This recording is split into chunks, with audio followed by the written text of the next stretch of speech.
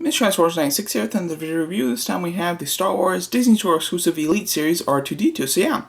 R2-D2 and C-3PO came out on the same day. I did pick up both of them and was very happy to do so. I did decide to review them in separate videos. I considered reviewing them in one, but I just decided to separate them.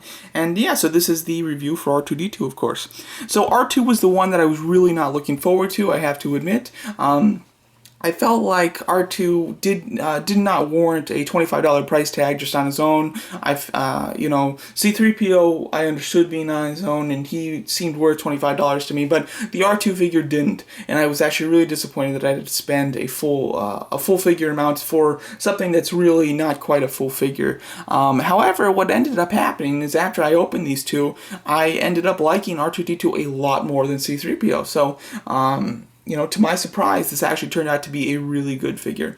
Let's talk about the actual sculpt. The sculpt itself is really nice. I think that they've sculpted it pretty perfect. Obviously, he's a very even character, so it's not too hard to screw him up. But the way that you can screw him up is by not sculpting some of this and just painting. Luckily, the Elite Series sculpted everything. All these little boxes and panels and vents and little knobs and buttons and everything like that. It's all sculpted, which is really great, and definitely that's something that is necessary. If you don't do that on an R2 figure, it just comes across as cheap. But they sculpted everything, which is awesome. R2 is the only figure in the Elite Series line that doesn't have the one thing that everybody complains about, and that's the screw holes. They actually covered up the screw holes on R2, which I think was a smart idea. It gives him more of a full look, with the screws. They probably go in quite deep, which is why they decided to cap them all off, which is really nice. I think that I'm glad that they did that, and I know a lot of people are definitely going to be quite happy that they did choose to do that as well. So overall, the sculpt is fantastic. He even had the little rollers at the bottom, and they are sculpted rollers, which is great. Paint-wise, they did do something to make him different from the D23 exclusive version. Which is give him a dirty, worn, kind of being on Tatooine or Jakku or some, desert environment look, where he does have a lot of dirt and dust on him. This looks great in the body. It really does. I think that they sculpted or painted the dirt really naturally, not too heavy-handed, but it's still noticeable, and he definitely looks like he's been rolling around. I think the dirt at the bottom here looks fine. I don't have a problem with how heavy that dirt has been applied. I think that it looks good, and even, in all the joints and everything, I think that the dirt look to it is fantastic. They did it really well, really tastefully, and it looks great. The only place where I have a problem with it is at the front of the face. They did go way too heavy-handed with the paint, with the dirt paint at the front. As you can see, like from the side, yeah, it's perfect. Like, this is really nice. This has some dirt in it, but it's mainly the silver. You can still completely see the silver. Unfortunately, at the front, though, they went too heavy-handed, and you can really just see the brown with some silver coming through it, which is definitely a shame. He does kind of have like a place where the that dirt paint has been kind of like scraped up, so you can see the metal in there, which leads me to believe that you might be able to actually just scrape that dirt paint off. I don't know if I'll ever try that. Maybe if I get a second R2 I will, but at the moment I don't think I'm going to try that. So unfortunately, with light on him, with a lot of light on him, it's very noticeable that he does have like a dirty face when it should be silver, which is definitely disappointing. It's my only complaint about this figure, actually. So that's disappointing. If they went a little less heavy-handed, this would be pretty perfect, I have to say. As far as the paint, the other place where I have a problem with the paint is like in his little arms here that kind of come out. The blue isn't painted perfectly. As you can see, there's some area around where it's indented that it's not painted, so that is definitely disappointing. And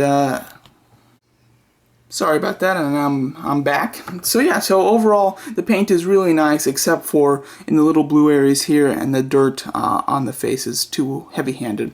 Going over articulation, I thought that this guy was going to be extremely limited. I expected this to have no articulation at all, a swivel up here, hinge here that barely moved, and then a swivel at the head. Turned out to be better than I expected. First of all, he of course has a swivel at the head. It can go full 360, which is nice. Swivels at the shoulders, can go full 360. He has a hinge at the ankle, which moves further than I expected. I thought that that was going to be extremely limited, but you do have a nice hinge there. And then to my surprise, he does actually have a hinge at the bottom foot, which is really cool. And then to my absolute surprise, I didn't expect this, but you can actually retract the arm up there, and it's on a spring, but when you push it back further enough, it kind of locks in place, so you can have it so he doesn't have that third little leg there, and you can just stand him up like this, which is very cool. I like that a lot. It's something that I really didn't expect him to do. You know, Elite Series certainly doesn't have gimmicks or anything like that, so I really wasn't expecting that. But it is very nice, and then if you want to get it back down, you just push it up again, and then it'll pop back down, which is very cool. So overall, really like that a lot. Now, one thing that I love about this guy, and basically the reason that I love Elite Series, is the metal. This guy is extremely heavy, very heavy, which is very cool. He's a nice solid chunk of metal. He really is. Definitely feels like he's got some tremendous weight to him. He feels heavier than a lot of the actual full Elite Series standing up figures, which is very cool. And he's definitely much heavier than C-3PO, which is really nice. And then together, of course, they do look really nice. They definitely look like a set. If you've seen online people complaining that R2 was too big, like I explained in my C-3PO review, that's not the case. It's actually that C-3PO is too small. So unfortunately, they are not in scale with each other. However, that is not the fault of R2-D2. And then, capping off the little team there, we can throw in BB-8. And all the little droids, they do look quite good together. It takes some time to balance BB-8 because he's got a weight at the bottom. But I can do it. Possibly. Maybe. No, I can't. Okay. But overall, really do like this figure. It turned out to be extremely impressive, and I love it's sculpted really nicely, I have to say. The paint is great in some areas, and in some other areas it's lacking. Articulation for what he is excellent. I mean, he has every piece of articulation that the one in the movie has. So you can't complain in the slightest about articulation, unless you just want to complain about the actual design. I do believe the C-3PO should have been included with a set with us.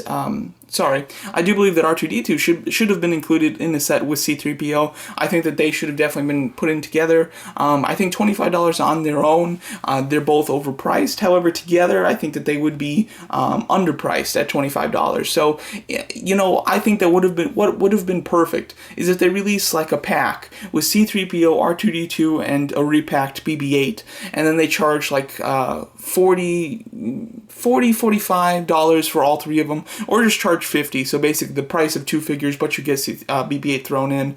I personally wouldn't have liked that because I have three of those BB-8s, but I think that's definitely a better way to do it, where it's a fair price. You know, the company isn't getting shorted by putting two for $25, and we're not getting shorted for buying two at $25 a piece. So I think having a nice little pack of them all together would have been the smartest way to go. However, at $25 a piece, I do think that they're overpriced, but they are still really nice. If you collect the Elite Series, these are excellent figures. You're really going to enjoy them with the set. If you're just getting into the Elite Series, I would highly recommend a lot of the other figures first. These are definitely not, figure-wise, they're not great. Obviously, character-wise, they're super iconic, and they represent every Star Wars movie, so they're fantastic in that regard. But figures themselves, they do leave a lot to be desired, especially that C-3PO. The R2-D2 was excellent for what it is, but what it is it's a can on wheels. You know, you really can't you can't, you know, do too much about it, and that's not about the Elite Series. The Elite Series did a fantastic job with R2-D2, but just the character design in general isn't as unique or as special or as articulated as a lot of the other characters in this line. So there you go. That's my review of the Star Wars The Elite Series Disney Store exclusive R2-D2 figure. So there you go. Let me know what you guys think of the figure, and thanks so much for watching.